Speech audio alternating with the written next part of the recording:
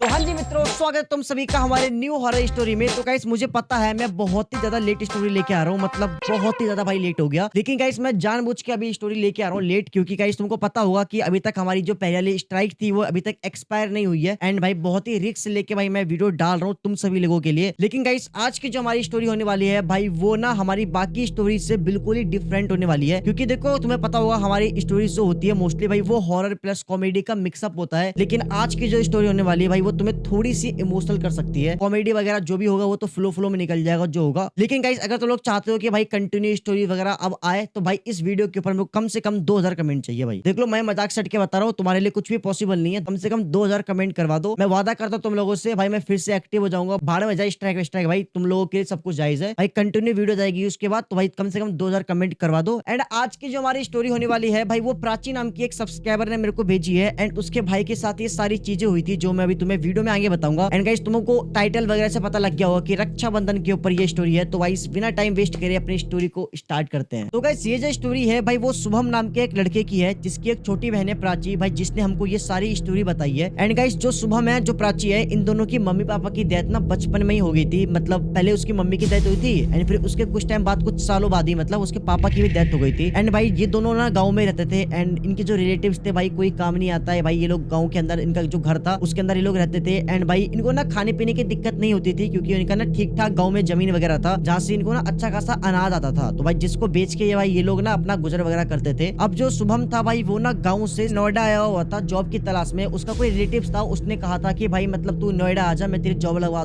दूंगा। तो भाई इसलिए वो क्या करता है वो अपने गाँव से नोएडा आता है जॉब की तलाश में। लेकिन जो उसका रिलेटिव था जिसने कहा था भाई जॉब मैं तेरी लगवा दूंगा, भाई वो जैसे उसके पास जाता है वो बोलता है कि भाई कल आना, मैं तेरी परसों लगा दूंगा, तरसों आना। मतलब उसको दौड़ाता है कि कल परसों तरसों करके करते करते भाई देखो रिलेटिव्स होते मादर चौदह भाई, साफ बात सीधी बात, चाहे मेरे हो किसी के भी हो भाई, वो कभी तुम्हारे बारे में हमारे बारे में अच्छा सोच ही नहीं सकते रिलेटिव्स भाई। रिश्तेदारों की ऐसी की तैसी। मैं रिश्तेदारों को छोड़ता नहीं हूँ, चाहे मेरी वीडियो हो, मैं कुछ भी हो, कभी मौका मिलेगा छोड़ूंगा नहीं। मैं रिश्तेदारों को पी लूंगा, मेरी दुश्मनी है रिश्तेदारों से, बात खत्म। जब अब्बा की तो भाई शुभम जिसके कहने पे भाई नोएडा आया हुआ था भाई वो तो उसकी जॉब लगवाने रहता। अब इसी बीच में शुभम की एक बंदे से दोस्ती हो जाती है एंड भाई वही बंदा ना शुभम को अपनी कंपनी में जॉब लगा देता है। भाई जो शुभम था उसको देखो वो बंदा ना ठीक ठाक बंदा था, उसको अच्छे खासे नॉलेज थी कंप्यूटर वगैरह की। हालांकि उसने पढ़ाई नहीं करी थी क्योंकि भाई उसके मम्मी पापा की बचपन में ही डेथ हो गई थी एंड इसी वजह से फाइनेंशियल दिक्कत की वजह से भाई उसने पढ़ाई नहीं करी। लेकिन भाई वो अपनी बहन को पढ़ाई लिखाई करवा रहा था गाँव से ही। अब भाई जब उसकी जॉब लगती है तो स्टार्टिंग में उसकी बहुत ही कम सैलरी थी, लेकिन धीरे धीरे वो जॉब वगैरह करता है। वो बहुत ही छोटा सा कमरा लेकर भाई वो नोएडा में रह रहा था, वो अपना जॉब वगैरह कर रहा था। तो स्टोरी में थोड़ा सा गैप लेते हैं क्योंकि क्या तुमको गेम्स में वैरायटीज पसंद है। देखो मैं तो ऑलरेडी बोर हो चुका हूँ उन गेम से जहाँ रिजल्ट पर मेरा कोई कंट्रोल नहीं होता है। लेकिन भाई परी पे तुमको 5000 प्लस धमाकेदार गेम्स मिलेंगे, चाहे तुम्हें स्ट्रेटेजी पसंद हो, एक्शन गेम चाहिए या फिर दोनों का मिक्सअप चाहिए, यहाँ तुमको भाई सब मिलता है। और गेस दी वर्ड भाई मैंने एक गेम ढूंढ भी लिया है, वर्टेक्स। भाई ये एक अलग ही लेवल का गेम है जहाँ पर तुम्हारा डिसीजन ही तुम्हारा जीत डिसाइड करता है। और भाई मुझे वर्टेक्स का सबसे बेस्ट पार्ट ये लगता है कि मान लो अगर तुमसे कोई गलती हो भी गई तो भाई still you we got a change. देखो भाई गेम का सिंपल फंडा है भाई, स्पिन करो, जिस मल्टीप्लेयर पे तुमको कैश आउट करना है उसको चूज करो और बस।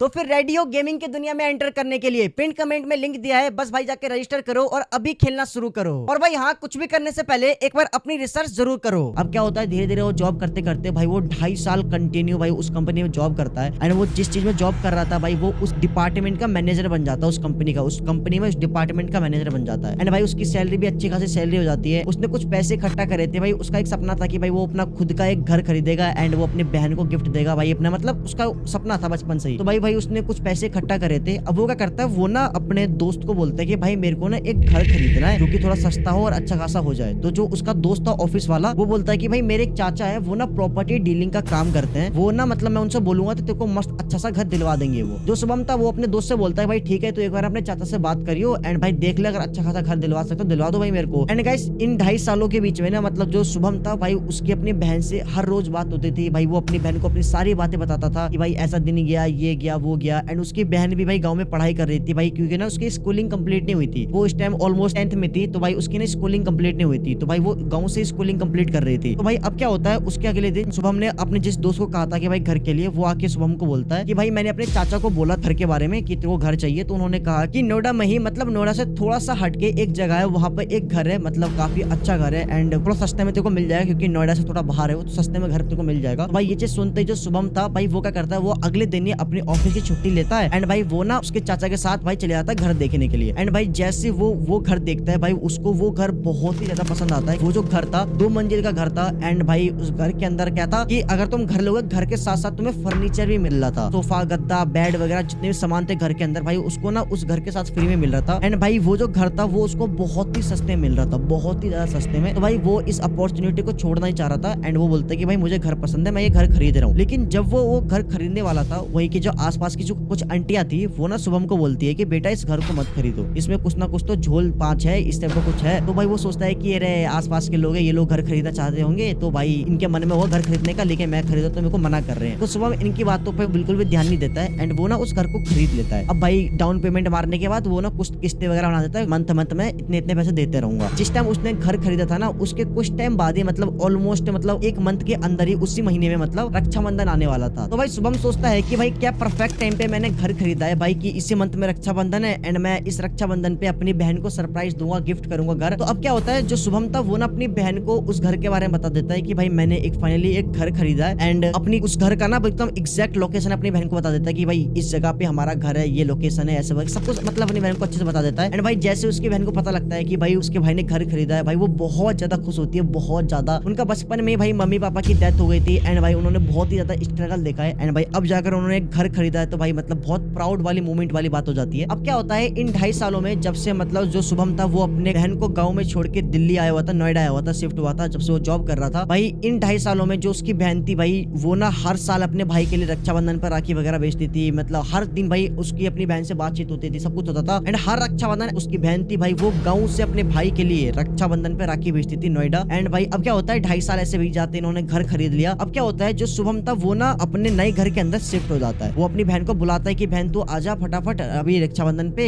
हमारा नया घर भी देख लो, रक्षाबंधन पे आजा। तो बोलती है भाई यार मेरा ना एग्जाम वगैरह में ट्राई करूंगी आने का, अगर हो पाए तो पॉसिबल। अब क्या होता है, जब से वो उस घर के अंदर शिफ्ट हुआ था तब से वो ना अपनी बहन से बिल्कुल ही बात नहीं करता था, बहुत ही कम बात करता था और जब भी बात करता था बहुत ही चिड़चिड़ेपन से बात करता था, बहुत ही अजीबोगरीब बात करता था। भाई जो उसकी बहन थी उसको सोचती कि शायद ऑफिस से कोई टेंशन होगा, कुछ ना कुछ तो टेंशन होगा। अब क्या होता है, धीरे धीरे ये चीज ना बहुत ज्यादा बढ़ने लग जाती है। एंड अब क्या होता है, जो शुभम था वो अपनी बहन से बिल्कुल ही बात करना बंद कर देता है। मजाक सेट के बता रहा हूँ, मतलब उसकी बहन बहुत ज्यादा परेशान होती है, अपने भाई को बहुत कॉल ट्राई करती है, उसका भाई बिल्कुल ही फोन नहीं उठाता है। अब इस बीच में बिल्कुल ही बात होना बंद हो जाती है, शुभम और उसकी जो बहन थी प्राची, इनके बीच में बात होना बंद हो जाती है। अब मैं बताता हूँ इस बीच में जब से शुभम ने अपनी बहन से बात करना बंद कर दिया था, इस बीच में शुभम के साथ आखिर हो क्या रहा था। तो जब से शुभम अपने नए वाले घर के अंदर शिफ्ट हुआ था तब से ना शुभम को ऐसा फील हो रहा था घर के अंदर कि कोई तो उसके अलावा घर के अंदर है, जबकि वो अपने पूरे घर में बिल्कुल अकेला होता था। तो एक दिन क्या होता है, रात के टाइम में अपने वो 2nd फ्लोर के कमरे में वो ना कुछ सामान ढूंढ रहा था। सामान ढूंढते ढूंढते उसको ना एक रेड कलर की डायरी मिलती है। जैसे वो उस डायरी को खोलता है भाई तभी अचानक से भाई उसको अपने कमरे के अंदर एक बहुत ही तेज की हवा की लहर आती है, बहुत ही तेज की। एंड भाई जैसे वो देखता है कि भाई हवा की लहर कहाँ से आई, जबकि खिड़की दरवाजे बंद थे लेकिन फिर भी भाई घर के अंदर हवा की लहर आती है बहुत ही तेज की। अब जो शुभम था भाई वो बेड के ऊपर बैठता है एंड वो उस डायरी के पन्ने को ऐसे पलटाता है एंड जब वो डायरी को पढ़ना स्टार्ट करता है तो उसमें लिखा पड़ा था कि मैं अपने भैया से बहुत ज्यादा प्यार करती हूँ, मेरे भैया बहुत अच्छे हैं, भगवान मेरे भैया को कुछ भी करने से पहले मेरे को वो चीज करना, मेरे भैया को कुछ मत होने देना। शुभम सोचता है कि भाई जिसका ये पहला घर होगा उसकी बहन ने अपने भाई के बारे में ये सब चीजें लिखा होगा। अब इसके बाद शुभम जैसे उस डायरी को बंद करने वाला होता है तभी अचानक से उसको अपने कमरे के अंदर, घर के अंदर से किसी की ना पायल की आवाज आती है। एंड भाई वो जो पायल की आवाज थी कंटिन्यू भाई वो आ ही रही थी, कंटिन्यू आवाज वो आ ही रही थी, जैसे कोई तो है भाई जो कि उसके कमरे में आ रहा है। एंड वो पायल की आवाज बढ़ते जा रही है, बढ़ते जा रही है, बढ़ते जा रही है, बढ़ते जा रही है, लेकिन तभी अचानक से वो पायल की आवाज एकदम बंद हो जाती है। एंड उसी टाइम सडनली उसके कमरे के अंदर फिर से बहुत ही तेज की एक हवा की झोंका आता है, हवा का लहर आता है। एंड जैसे मानो कि कोई तो है भाई जो कि उसके कमरे के अंदर एंटर हुआ है। एंड भाई लेकिन वो चीज इनविजिबल है, वो उसको दिखाई नहीं दे रही है, लेकिन उसको ऐसा फील हुआ है भाई एक हवा के झोंके के साथ कि कोई तो उसके कमरे के अंदर आया है। भाई ये चीज देखते ही भाई शुभम की फट जाती है मजाक से हट के। भाई वो क्या करता है, वो उठता है भाई, वो सीधा अपना दरवाजा बंद करता है। एंड फिर इसके बाद जैसे वो अपने बिस्तर पे सोने के लिए जा ही रहा था भाई तभी अचानक से उसको बाहर से भाई बादल कड़कने की, बिजली कड़कने की बहुत जोर जोर से आवाज आने लगती है। एंड भाई अचानक से तभी बहुत तेज की बारिश होने लगती है, बहुत ही तेज की। एंड भाई जो शुभम था भाई वो बहुत ज्यादा डर जाता है। भाई वो सोचता है कि आखिर हो क्या रहा है, मेरे को समझ में नहीं आ रहा है। वो क्या करता है भाई, वो अपने बिस्तर पे लेटता है एंड वो सीधा सो जाता है। अब जैसे ही वो सोता है अचानक से आधी रात को करीब 2-2:30 बजे उसको ऐसा फील होता है कि कोई तो है जो कि उसका गला दबा रहा है एंड बहुत तेज की उसका कोई गला दबा रहा है। उसको सांस लेने में बहुत ज्यादा दिक्कत होने लगती है एंड जैसे वो आंख खोलता है वो देखता है कि उसके आगे उसके ऊपर आगे पीछे कोई भी नहीं है, लेकिन फिर भी उसको ऐसा फील हो रहा है कि मतलब कोई तो है जो कि उसका कंटिन्यू गला दबा रहा है। भाई उसको सांस लेने में बहुत ज्यादा दिक्कत होने लगती है एंड भाई उसके बाद क्या करता है वो अपने आप को जैसे जैसे करके छुड़ाता है एंड जैसे वो छुड़ाता है अपने कमरे की लाइट ऑन करता है, वो जाता है सीधा मिरर के सामने देखने के लिए एंड जैसे वो अपना फेस मिरर में देखता है वो देखता है कि उसके गर्दन पर भाई किसी के हाथों के निशान बने हुए हैं। मतलब समझ रहे हो ये चीज कैसे पॉसिबल हो सकती है भाई कि कोई उसके कमरे में है नहीं, उसका कोई गर्दन दबा रहा है एंड उसके गर्दन पे किसी के हाथ के निशान बने पड़े हैं। भाई ये चीज भाई देखते ही शुभम की लिटरली में फट जाती है। शुभम को कुछ समझ में नहीं आता कि भाई आखिर उसके साथ हो क्या रहा है एंड भाई इसके बाद शुभम को बिल्कुल भी नींद नहीं आ रही थी एंड तभी अचानक से क्या होता है शुभम देखता है कि उसके बालकनी पे एक रेड कलर की चुन्नी लहरा रही है एंड उसका अंदर बालकनी का ना जो पर्दे वगैरह थे वो लगे पड़े थे, लेकिन मैंने आपको कहा कि बहुत तेज की बारिश हो रही थी, आंधी तूफान चल रहा था, तो जो पर्दे थे वो ना हिल रहे थे एंड जब पर्दे हिल रहे थे तभी वो देखता है कि उसके बालकनी में कोई तो है एंड एक रेड कलर की चुन्नी लहरा रही है। अब भाई जैसे ही शुभम अपने बालकनी में चेक करने के लिए जाता है वो देखता है कि उसकी बालकनी में एक लड़की खड़ी हुई है जिसने रेड कलर का प्रॉपर एकदम शरीर ढका हुआ है, एकदम पूरा उसका एक बॉडी का एक अंग भी दिख नहीं रहा था, सिर्फ उसके हाथ दिख रहे थे। यहाँ तक उसने प्रॉपर कवर करके रेड कलर का सूट पहन रखा था एंड उस लड़की के पूरे चेहरे के ऊपर पूरा खूनी खून लगा पड़ा था। उस लड़की के जो बाल थे वो प्रॉपर व्हाइट थे एंड उस व्हाइट बाल में पूरा एकदम खून ब्लड लगा, पूरे बालों में ब्लड लग रखा था, खून लग रखा था, उसके चेहरे पे खून लग रखा था एंड भाई जैसे ही शुभम ये चीज देखता है उसकी लिटरली में पड़ जाती है। लेकिन तभी वो जो लड़की थी वो शुभम को अपने तरफ बुलाती है और वो बिल्कुल इस टाइप से इशारा करती है ऐसे करके एंड भाई जैसे शुभम को वो इशारा करती है भाई उसको कुछ समझ में नहीं आ रहा है आखिर हो क्या रहा है उसके साथ एंड जैसे वो लड़की ऐसे इशारा करती है वो इशारा करते ही वो लड़की क्या करती है वो 2nd फ्लोर से सीधा जंप कर देती है एंड जैसे जंप करते भाई शुभम भागते हो जाता है, वो देखता है भाई कौन है क्या है, वो जैसे मतलब अपने बालकनी से नीचे देखता है वो देखता है नीचे कोई है ही नहीं। मतलब भाई उसने देखा कि कोई लड़की है वो नीचे कूदी है लेकिन नीचे कोई है ही नहीं, उसको कुछ समझ में नहीं आता। भाई उसकी लिटरली में फट के 550 656 7 लाख 15 लाख 25 लाख सब हो गया था, मजाक से हटके कह रहा हूँ मैं एंड भाई इसके बाद उसको कुछ समझ में नहीं आ रहा था, वो सीधा बिस्तर पे आता भाई, वो सोने की बहुत कोशिश करता है, उसको बिल्कुल भी नींद आई नहीं रही थी। अब जैसे सुबह होता है भाई शुभम था उसकी पूरी आंखें एकदम लाल हो चुकी थी भाई क्योंकि वो पूरी रात सोया नहीं है एंड गाइस अब क्या होता है जो शुभम था उसको ना उठते बैठते खाते पीते हर जगह सिर्फ वही लड़की दिखाई देती है, उसके माइंड में सिर्फ वही लड़की चल रही है एंड भाई शुभम एकदम बिल्कुल पागलों की तरह हरकतें करने लग गया था। अब क्या होता है उसी रात के टाइम वो फिर से सोता है एंड भाई सडनली उसको नींद भी आ जाती है। इस बार ना वो अपने 2nd फ्लोर पर नहीं सोता है, वो अपने नीचे वाले कमरे में सोता है, इसलिए उसको नींद भी आ गई थी। तो अब क्या होता है रात के करीब 2:30-3 बजे उसको ना अपने कमरे में डोर नॉक करने की आवाज आती है एंड जैसे वो उठता है दरवाजा खोलता है वो देखता है कि उसके जस्ट कमरे के बगल वाले कमरे में एक लड़की खड़ी हुई है और वो लड़की और कोई नहीं वही लड़की थी जिसे उसने कल रात को बालकनी में देखा था एंड वो जो लड़की थी भाई वो लड़की फिर से शुभम को इस टाइप का इशारा करती है, अपने पास बुलाती है एंड भाई इस बार ना जाने ऐसा क्या होता है जैसे वो लड़की शुभम को ऐसे इशारा करती है जो शुभम था भाई वो उस लड़की के पूरे कंट्रोल में आ जाता है, वो उस लड़की के मतलब इशारों पे चल रहा था। अब वो जो लड़की थी वो शुभम को भाई ऐसे इशारे करते करते भाई वो उसको 2nd फ्लोर पे लेके जाती है सीढ़ियों के जरिए एंड वो लड़की इशारे करते करते भाई वो सीधा बालकनी से नीचे जाती है एंड उसके पीछे शुभम था, शुभम भी उसके पीछे से जाता है। भाई 2nd फ्लोर से शुभम भाई गया था एंड भाई जैसे शुभम नीचे गिरता है भाई शुभम का एक पैर टूट जाता है, उसका सर फट जाता है, उसके सर में बहुत ज्यादा ब्लड बहने लगता है। लेकिन अभी भी जो शुभम था भाई वो होश में था, लेकिन वो अभी भी उस लड़की के वश में था। नीचे गिरने के बाद वो देखता है कि वो लड़की जो बालकनी से कूद रही थी वो लड़की अभी भी उसके जस्ट बगल में खड़ी हुई है एंड वो लड़की फिर से शुभम को ऐसे इशारा करती है एंड वो भाई उसका पैर टूट रखा शुभम का, उसका हाथ टूट रखा है, लेकिन फिर भी शुभम भाई उस लड़की के इशारों पे अपने घर में 2nd मंजिल पे फिर से चल के जाता है एंड वो फिर से बालकनी से जंप कर देता है उस लड़की के साथ ही एंड भाई उसी time on the spot Shubham